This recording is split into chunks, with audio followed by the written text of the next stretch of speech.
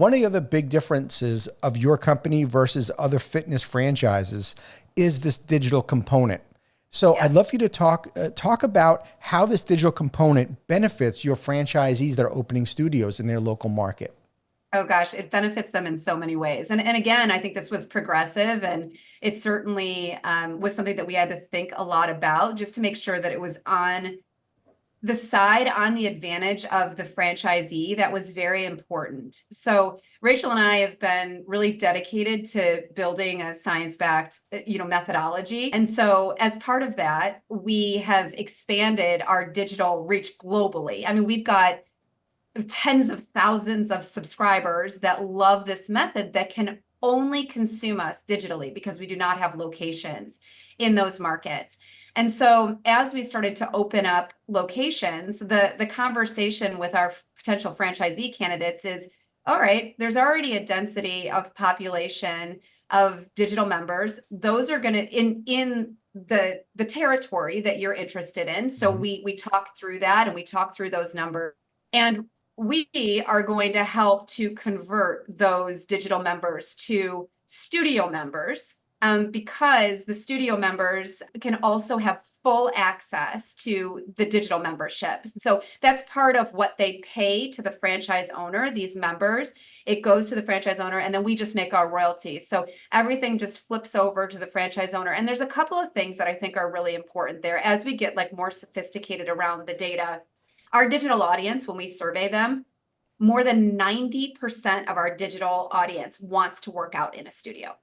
And Really? so that's really exciting for us because we know that, that's going to be, we also know that the studio member that takes at least one digital class as part of their membership, that they are the highest LTV customer for LTV lifetime, I bet. valued customer Mhm. for that particular franchise unit. So these are things that we're starting to build into the story. We're very motivated to turn a digital member into a hybrid member and make that, basically flip that customer over to the franchise unit. There's also a lot of marketing benefit, in terms of pre-sales.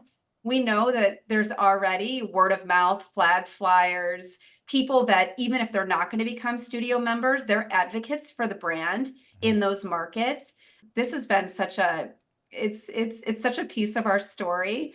And I think it's something that all fitness concepts are trying to figure out. Some will not be able to Yeah. because of their concept. They have large pieces of equipment, and they're just gonna have to have something complementary versus actually this like precious still like same method. Right. Well, there's a brand loyalty component that you're able to capture that Yes. your standard studio other fitness franchise can't, and that is you have this brand loyalty of folks that are have been experiencing you on the digital side online, and then there's a studio that just happens to open in their market. So experiencing both the online and the studio just further deepens that attachment to what you're doing, and also I feel like somebody who would like, I'm bought into your concept here, but just think about how you have a client who has been experiencing you digitally.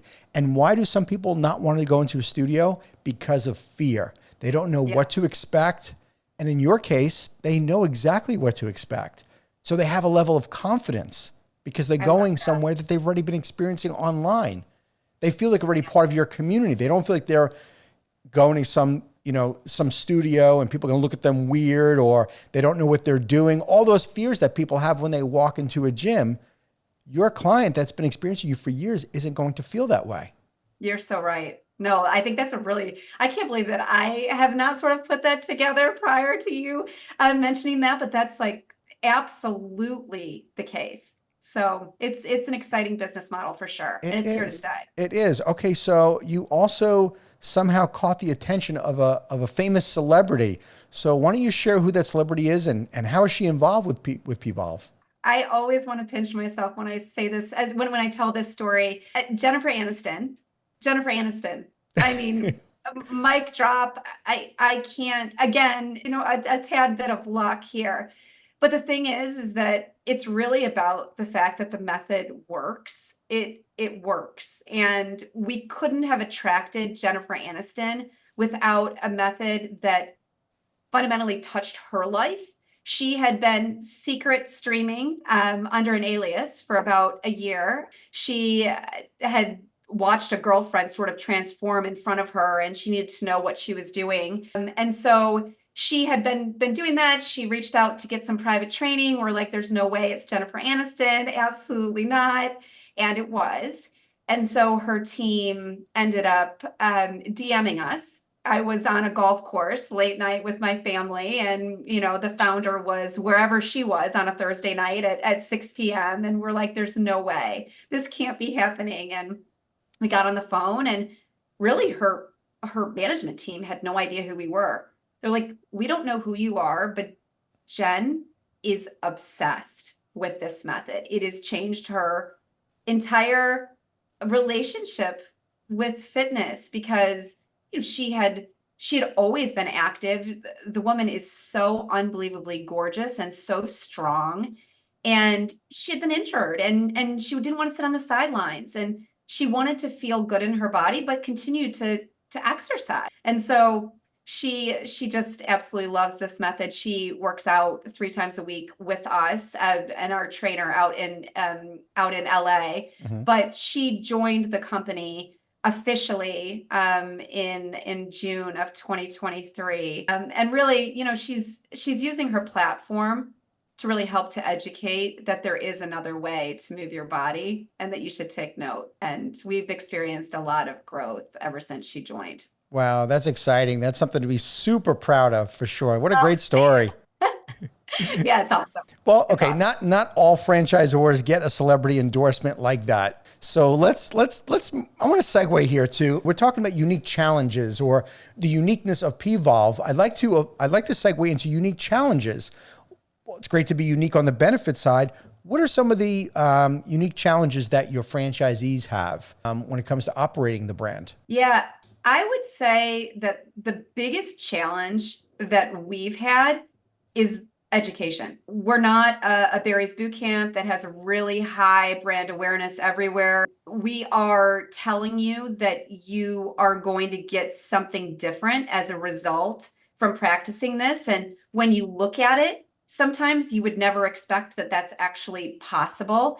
It's low impact. Am I going to get the burn? Am I going to have my body change? Is it going to be the type of workout that I can do? Because it's different. And that's been sort of like one of the biggest challenges with building the brand. Now, we always knew that in 2024, when we started to get more density of in-person studios, of like brick and mortar studios and franchise units opening, that was going to be a huge part of our growth. That really these billboards in these major DMAs and this really in real life, very high touch experience was going to help to drive that awareness.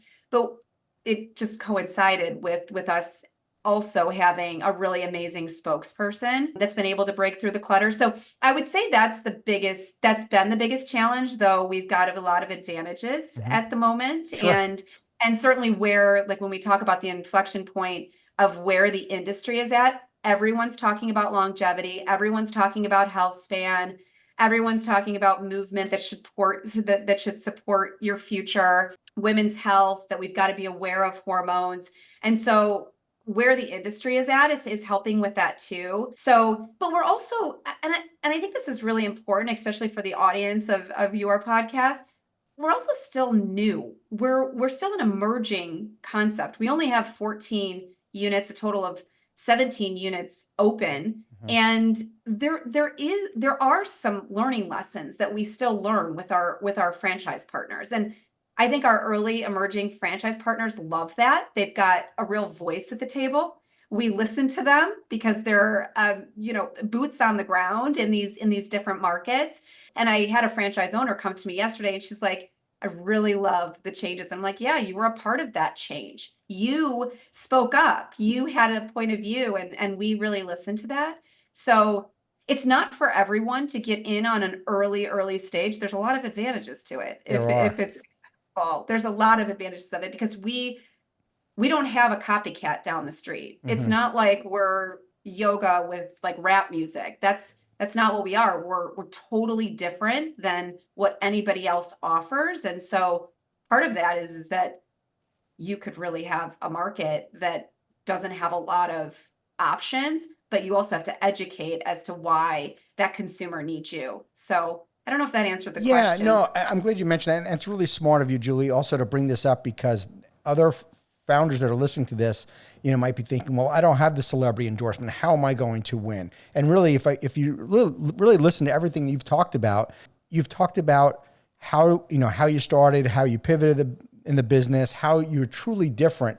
Having the celebrity endorsement is not going to make you win. And there's plenty of companies with the celebrity, representation doesn't make you successful at all. And I think it's fantastic that you talked about longevity way back when. The marketing company didn't see this as something that had any teeth to it that was going to attract people, yet it's the big buzzword now. That's all everybody talks about in fitness, is about longevity, right? Yes. No, it is. And I'd like to comment on something that I think your audience, we were growing before Jen joined. We were selling franchises before she joined. It's not like we just started selling franchises after we announced that she was going to be a part of the brand.